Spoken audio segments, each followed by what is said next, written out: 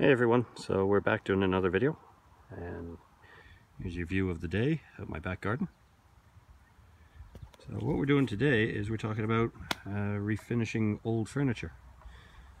Me and the wife, we were living in an apartment not so long ago, and we got into a really bad habit of picking up old pieces of furniture that somebody had thrown away.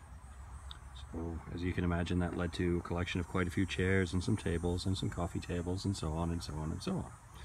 Anyway, one day she decided to pick up this little gem right here.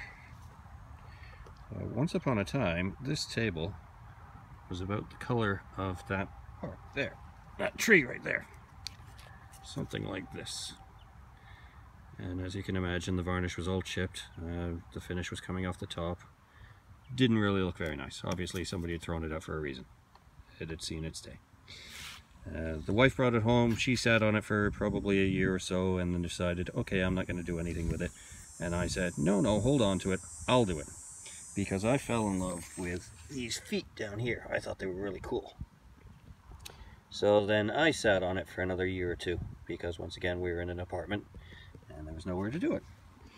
But we moved in here into this house and all of a sudden we've got loads of room. And yeah, this was one of my first projects. Probably did it about a couple of months ago now. Just basically stripped it all down, used some 80 grain sandpaper left over from a belt sander. This one I think was 150 and this is 220. So yeah, stripped it down with the hard stuff, got it a little easier. Once that was done, mixed up a little concoction of different stains. I believe there was a black stain and a red stain that are mixed together, and that's how I got the color on it. And then after I was done with that, turned around and sealed it with some finish. So we're doing the exact same thing as we did here on this table over here.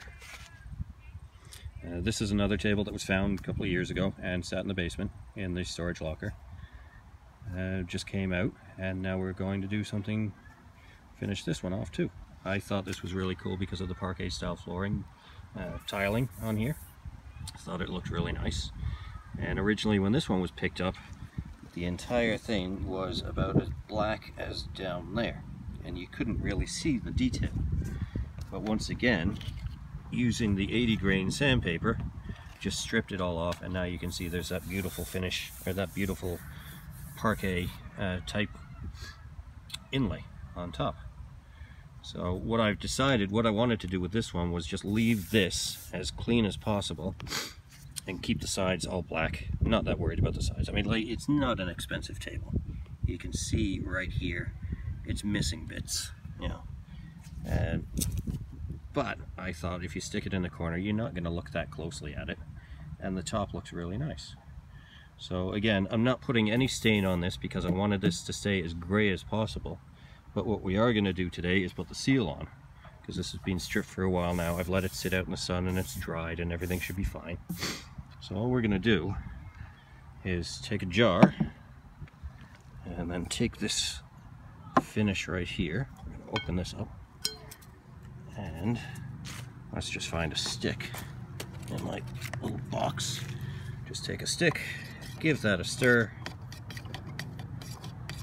That's all set to go. And I'm not exactly sure on the price of this stuff. I didn't buy it, my wife did. I thought it was about 10 bucks. She's saying somewhere between 30 and 50. So you'd have to go into the store and find out.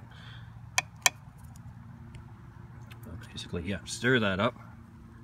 And we'll give a little pour into there. About that much for now. Put that back down there. And I'm sure this is not the way the professionals do it, but again, these two are what made that, and I think that turned out pretty nice. I don't know what you think, but I'm pretty happy with that. Again, I'm not a professional by any means, but I think it looks pretty good. So it's part of it is just using what you've got lying around the house, and this is what happened to be lying around the house. It's an old can of water seal. And, well, like I said, my wife went out and bought that. Hold on, we're trying to get the top off. Get the top off of there, come back, and we're going to fill that about that much more. Now, when I first did this, as soon as I put that in the jar there, you can see how it went all cloudy. And I was thinking, uh-oh, I've screwed it up. But, like I said, you tighten it. Pardon me while I tighten it on my chest here. You tighten it up, and you give it a shake. It turns into this milky stuff. Something like that.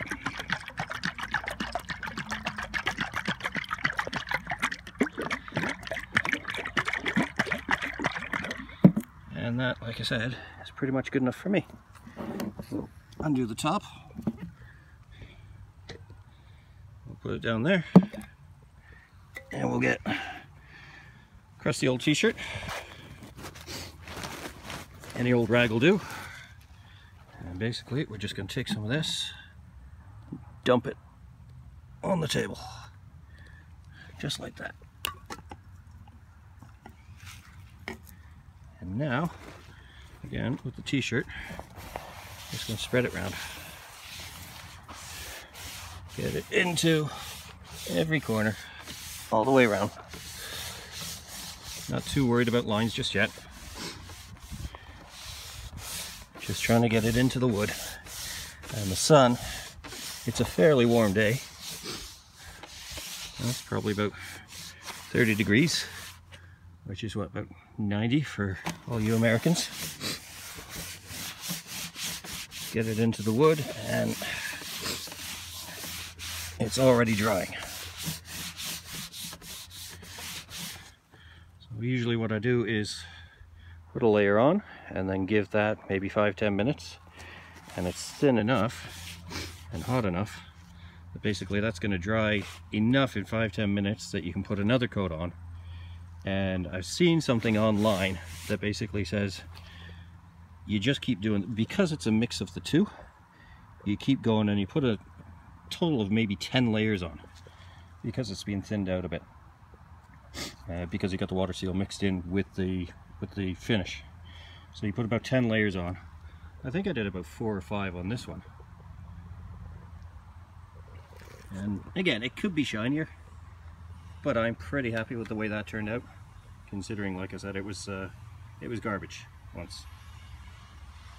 So I'm going to do a few layers on there, and then put it on the side as well.